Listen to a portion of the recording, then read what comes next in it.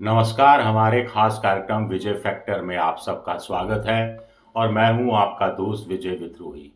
जिसके घर पे मीटर की रीडिंग 600 से कम है उसको बिजली का बिल 0 आएगा। मेरा बिजली ਦਾ ਬਿੱਲ ਪਹਿਲਾਂ 1 ਸਾਲ ਪਹਿਲਾਂ ਆਵਾ ਤਾਂ ਤੇ ਹੁਣ ਵੀ 1 ਸਾਲ ਹੋ ਗਿਆ ਵੀ ਆਂਦਾ ਨਹੀਂ ਹੈਗਾ ਜਦ ਇਹ ਆਪਾਂ ਭਗਵੰਤ ਮਾਨ ਦੀ ਸਰਕਾਰ ਬਣੀ ਆ ਜੀ। ਮੁੰਡਾ ਸਾਨੂੰ ਛੋਟਾ ਕਹਿੰਦਾ ਪਿਛਲੀ ਵਾਰੀ ਬਿੱਲ ਕਿੰਨਾ ਆਇਆ था माँ 3500 रुपया कहना ऐसी 0 आया माँ फिर ऐसा मुख्यमंत्री पूरे इंडिया में बनना चाहिए।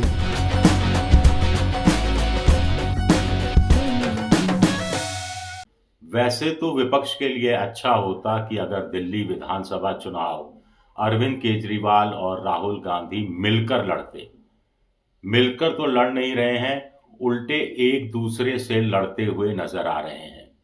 उस पर तुक्का ये कि अखिलेश यादव से लेकर ममता बनर्जी, उद्धव ठाकरे, शरद पवार, ये तमाम जो इंडिया मोर्चे की पार्टियां हैं वो अरविंद केजरीवाल के पक्ष में लामबंद होती नजर आ रही है, राहुल गांधी से कुछ कुछ किनारा करती नजर आ रही हैं। ऐसे में 10, 11, 12 सवाल उठते हैं जो सिलसिलेवार ढंग से मैं आपके सामने पेश करने की कोशिश करूंगा। सबसे बड़ा सवाल उठता है कि आखिर अचानक अखिलेश यादव को, ममता, उद्धव, शरद पवार को ये अरविंद केजरीवाल के साथ खड़े होने की जल्दबाजी क्यों हो रही है। इसके साथ साथ जुड़ा हुआ सवाल है कि क्या अरविंद केजरीवाल के बुलावे पर ये लोग दिल्ली आ रहे हैं, अपनी पार्टी के नेताओं को अरविंद केजरीवाल के पक्ष में या साथ मिलकर रैलियां करने के लिए प्रोत्साहित कर रहे हैं, या अरविंद केजरीवाल के कहने पर, अरविंद केजरीवाल के बुलावे पर आ रहे हैं। ये अपने आप में बड़ा सवाल उठता है।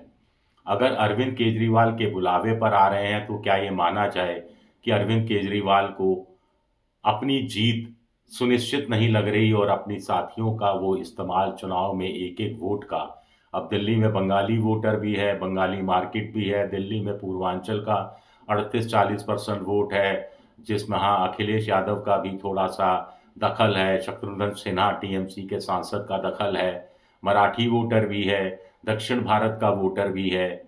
तो क्या एक बड़ी व्यू रचना रची जा रही है?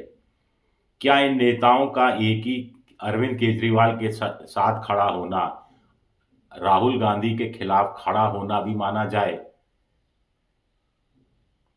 या फिर ये नेता मोदी के खिलाफ अरविंद केजरीवाल को मजबूत कर रहे हैं क्योंकि इन नेताओं को लगता है कि मोदी को सिर्फ अरविंद केजरीवाल ही हरा सकते हैं और अगर दिल्ली में अरविंद केजरीवाल कमजोर पड़ते हैं या हार जाते हैं तो मोदी को अपना क्षेत्रीय दलों पर दबाव बनाने में एक नई शक्ति मिल जाएगी जिससे वो मोदी को वंचित कर देना चाहते हैं। क्या अखिलेश वगैरह अरविंद केजरीवाल के कहने पर इस सवाल का मैं जिक्र कर ही चुका।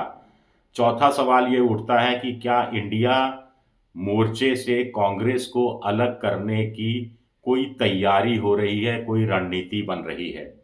पांचवा सवाल उठता है कि क्या क्षेत्रीय दल राहुल गांधी को मैसेज देना चाहते हैं कि जहां जहां क्षेत्रीय दल मजबूत है वहां कांग्रेस को चाहिए कि वो खुद को चुनाव से अलग कर ले, यानी वहां दखल अंदाजी नहीं करे, पूरा जोर शोर से कांग्रेस उन राज्यों में चुनाव लड़ने की कोशिश नहीं करे जहां इंडिया पॉलिटिकल फ्रंट के उसके साथी मजबूत हैं, जैसे बिहार में तेजस्वी यादव हो गए, जैसे बंगाल में ममता बनर्जी हो गई, जैसे तमिलनाडु में स्टालिन है वहां कांग्रेस बी टीम के रूप में रहती है, जैसे झारखंड में हेमंत सोरेन है वहां कांग्रेस बी टीम में रहती है, जहां जैसे उत्तर प्रदेश में अखिलेश यादव है जहां कांग्रेस बी टीम के रूप में रहती है, यहाँ तक कि जम्मू कश्मीर जहां नेशनल कॉन्फ्रेंस है और कांग्रेस का प्रदर्शन बड़ा लच्चर रहा इस बार जम्मू कश्मीर में।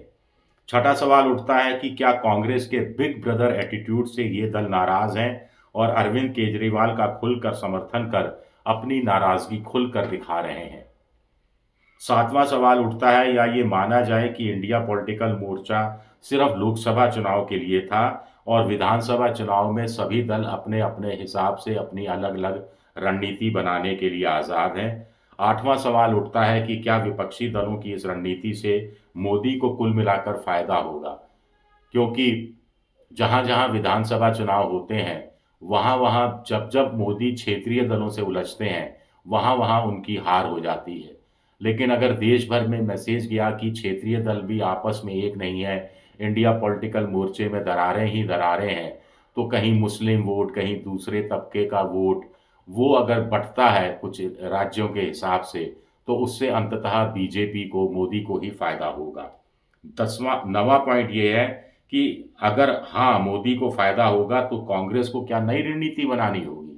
कांग्रेस हाथ पर हाथ धरे तो रह नहीं सकती, और क्षेत्रीय दल अपने हिसाब से एक तरफा फैसले करते रहें और कांग्रेस को हाशिए पर धकेलने की कोशिश करते रहें, जो विपक्ष का सबसे बड़ा दल है, 100 लोकसभा सीटें हैं, तो कांग्रेस क्या इसको मंजूर आसानी से कर लेगी। अभी 2029 लोकसभा चुनाव में 4.5 साल का फर्क है, तो कांग्रेस क्या खुद के पांव पर खड़ा होने का कोई महत्वपूर्ण फैसला कर सकती है। जैसा मल्लिकार्जुन खड़गे ने कहा कि कांग्रेस में बहुत भारी बदलाव की जरूरत है। 10वां, अगर अरविंद केजरीवाल दिल्ली चुनाव भारी बहुमत से जीतते हैं तो क्या इंडिया पॉलिटिकल मोर्चे में उथल पुथल मचना तय है। क्या अरविंद केजरीवाल अपने लिए एक बड़ी पॉलिटिकल स्पेस तलाशने की कोशिश करेंगे और उसमें फिर कोहनी मारेंगे पॉलिटिकल स्पेस तलाशने के लिए, ममता को कोहनी, अखिलेश को कोहनी, स्टालिन को कोहनी। लेकिन राष्ट्रीय महत्वाकांक्षा प्रधानमंत्री बनने की हमें ना तेजस्वी में दिखती है, ना अखिलेश में दिखती है। शरद पवार में है, लेकिन वो उम्र का उस दौर में है कि तमन्ना ही शायद रह जाए। ना स्टालिन में दिखती है, और लेकिन ममता में ये दिखाई देती है और अरविंद केजरीवाल में जरूर दिखाई देती है। 11वां सवाल उठता है कि क्या अखिलेश, ममता, उद्धव ठाकरे, स्टालिन और शरद पवार राहुल गांधी को मैसेज दे रहे हैं कि कांग्रेस सबसे बड़ी विपक्षी पार्टी जरूर है। क्या ये दल कांग्रेस को, राहुल गांधी को मैसेज दे रहे हैं कि विपक्ष की एकता की धुरी भी कांग्रेस है, लेकिन इन विपक्षी दलों को कांग्रेस का नेतृत्व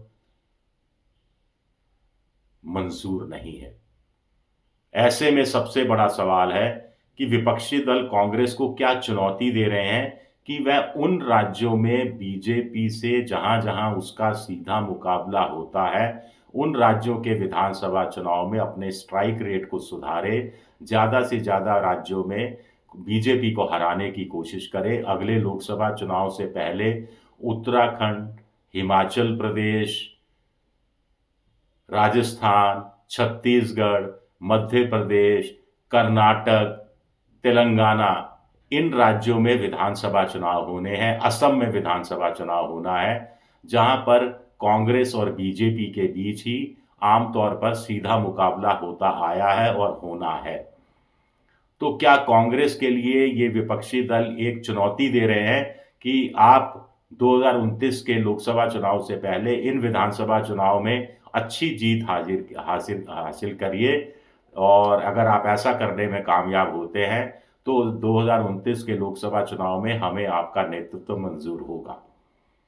कांग्रेस क्या इस मैसेज को समझ रही है? क्या राहुल गांधी इस मैसेज को समझ पा रहे हैं? क्या प्रियंका गांधी इस मैसेज का अर्थ निकालने में सफल होती दिख रही हैं? मल्लिकार्जुन खड़गे ने जब कहा कि भारी बदलाव की कांग्रेस में जरूरत है, तो वो सकारात्मक रूप से इस मैसेज को पकड़ने की कोशिश जरूर करते हुए दिखाई दे रहे थे। लेकिन इसके लिए कांग्रेस को पहला अपना घर ठीक करना होगा, तभी वो फिर इमारत खड़ी कर पाएगी। शुक्रिया मेरा वीडियो देखने के लिए। पसंद आए तो लाइक कीजिए, सब्सक्राइब कीजिए, शेयर जरूर कीजिएगा। शुक्रिया, बहुत बहुत शुक्रिया।